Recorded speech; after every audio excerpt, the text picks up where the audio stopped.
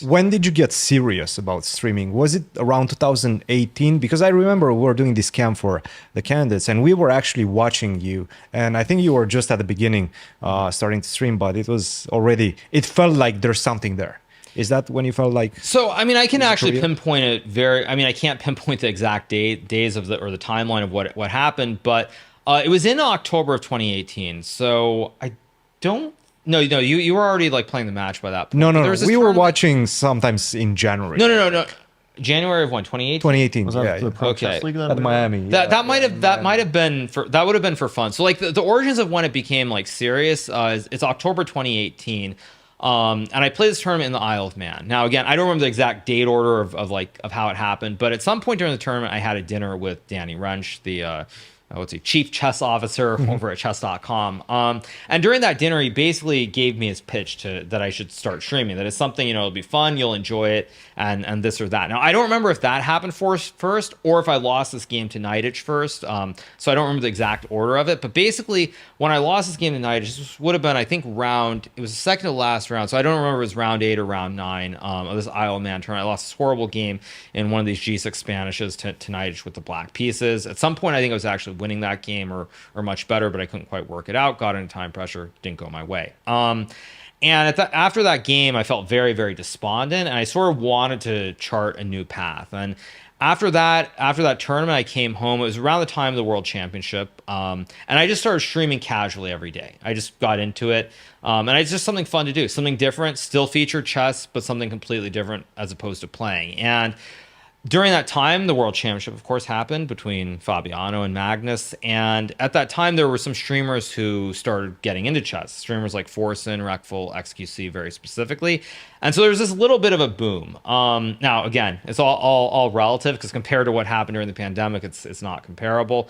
But I did start getting more viewers and I started growing into that role. When I first was streaming the earliest streams in middle of 2017, it wasn't something that I was used to. I think as a chess player, we're not used to being in front of people. We're used to like much more sort of a television way where you do interviews with a reporter, one person, no direct communication with an audience. And so it didn't come naturally to me, but as I started doing it more and more in late 2018 and into 2019, I just started enjoying it. I wasn't doing it for money, any of these other things. It was just something I enjoyed. And I didn't have a lot of tournaments during that period of time. So when I had free time, I just did it. And I enjoyed it and I just kept with it. I kept going. So you carving a new path for yourself wasn't motivated by money?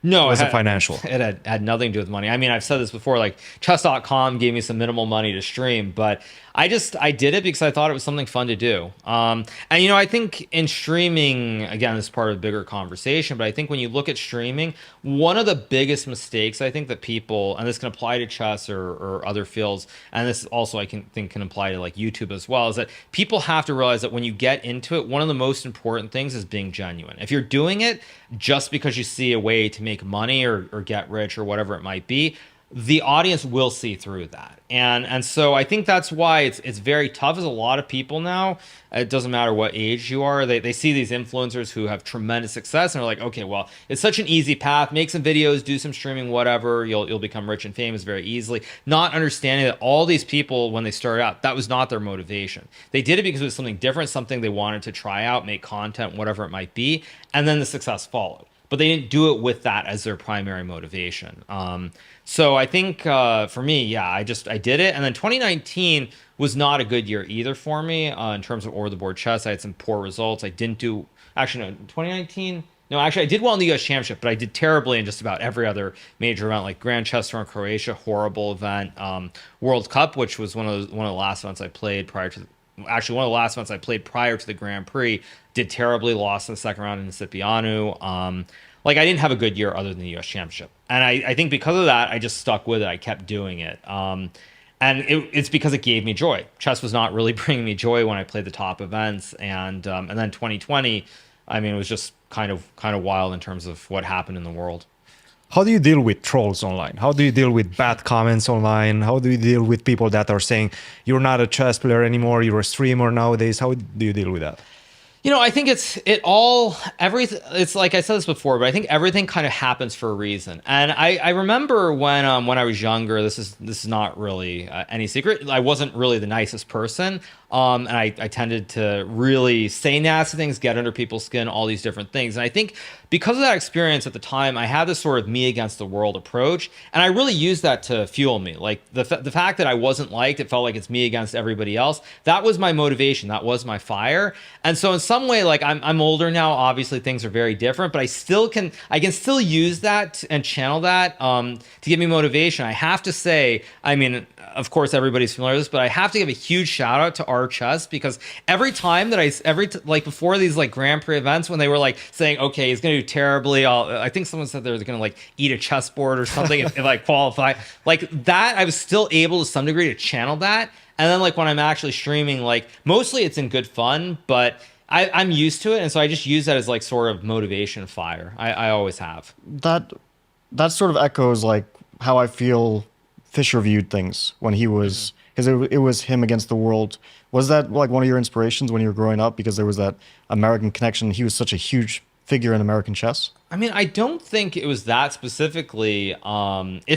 It's just how I was, kind of. But the problem with that is that like when you're younger and that's what gives you the motivation, then as you get older and you sort of mellow out a lot, it's very hard because you kind of don't want, like, as I'm getting older, like you want to be like around your peers, you want to be respected, you want to interact with them. And so you kind of want it the other way after having had it the exact opposite for like the first like 10, 15 years of my career. So it cuts both ways.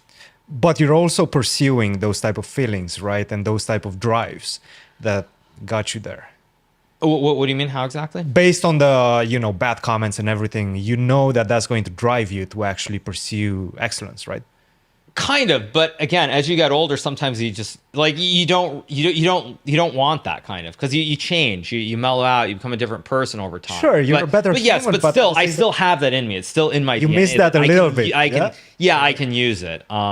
So I do still use that from time to time. But again, I think when you're online, you do realize there are a lot of people who will say those comments, and they are trying to get a rise out of you. It's one of the hardest things I think to deal with being a streamer, is not letting it get to you when you see a lot of those sorts of comments. But I just sort of assume that at the end of the day, the majority of fans who are watching are not like that. I can obviously tell that very clearly, and so I brush it off for the most part. There are times that I can't brush it off. Obviously, you stream for a long time, you get annoyed, various this or that. Sometimes you can't ignore it, but for the most part, I look at this. I sort of look at the viewers. I look at the positive comments, and overall, there are a lot more of those. I've done some streaming myself as well, and the consistency for me is the hardest part. And also it gets to a point at times where I just feel burned out. Mm-hmm. Do you ever feel burned out at all? And when was the last time? I think there are many different stages of it. I think at the start, it's always going to feel like a lot of fun. It's something very new, something very different. And at some point, everyone encounters burnout. Now, for me, one of the things that's the most difficult is that there was this tremendous chess boom in 2020. So it's like every day in 2020, I remember waking up and streaming like 8-9 hours. There was this nonstop wave of like higher numbers, higher income, whatever it is. It was like everything was trending up nonstop. Every single day there was some new thing that happened that was phenomenal that had never happened before. And after that, I definitely felt a little bit of burnout for sure into 2021. But at the end of the day, there still are those fans who come back. And when I look at the fans, and you look at how many of them write those positive messages, in the back of my mind, I know that I'm doing something that people enjoy. And that's sort of how I deal with it. It's just like I'm able to internalize that I'm doing something that a lot of people enjoy. It gives them happiness. And so, I mean, maybe I'm unique in that regard, that I'm able to just sort of look at it that way, but that's really what drives me more than anything at this point. It's the fans who have been coming every day for years and years. And, it's like you helped me during this very rough time, whether it was a divorce or somebody dying or all these different life circumstances changing. That's really what gives me the motivation to keep going. Rishuk mentioned that in 2020, while everyone was sort of not sure what to do with their chess career, that you were super active and playing all these events, online events. And it's not like the traditional way of training chess, but he thought that it helped you keep your chess sharp. Do you feel like that was the case? Well, what's really funny about the whole thing is that at the end of 2019, I played a tournament Tata Steel in India. I believe I won that event, but I decided not to play Gibraltar, which I think I've won like 4 or 5 times. I always play. I play that, or like I play something in January, and I usually there's something like in March, maybe it was Zurich or something like that. But I decided at the end of 2019, like I was not going to play for 5 months. I decided like the results aren't good. I'm a little bit burned out. I'm not going to play for 5 months, and then like come like March, Aprilish, I'm going to study for like 3, 4 weeks, get ready for the U.S. Championship. So I actually wanted to get like back into over the board chess, and then of course everything changed. I think again, I think it comes back to what I said earlier. I think all the junior players were they were used to studying it. Only helped them. I think for the older players, they became like I think they became lazy or took time off. Like again, I've said this. I don't know like what happened to you, but like when the Canvas was postponed, for that first month, it had to have been like very very strange. It's like tournament's postponed. What am I doing though? Am I studying? But I don't know when it's happening. All these different things. I think all these different emotions must have been going through your head. And I think for people who are like who weren't in the candidates, and even just like you look at other top gems, are like expecting a tournament in April or May. It's like, wait, what's happening? So I think everybody for those first like 2 to 3 months probably just like they were sitting in bed or whatever is watching Netflix, doing all these things they couldn't do before. And I think for me that being able to play was absolutely huge. And now, of course, I think there isn't that gap anymore. But I think when I look at the Grand Prix, I think all those guys like Bakro, Grishuk, even Esipenko, I was much more sort of battle ready. I was ready for the competitions in a way that they weren't. I think almost everybody wasn't really ready for it. Now, of course, that's completely gone with chess completely getting back to normal to some degree. But at the time, I think that having played all those online events with Magnus, play all the chess.com events, all these different things, I was very, very sharp, even if I wasn't necessarily looking at specific openings at the time.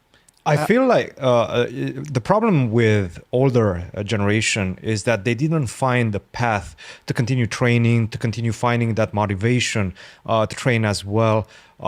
With you, for example, you found streaming, and that was huge, right? It was something to get up in the morning and work on.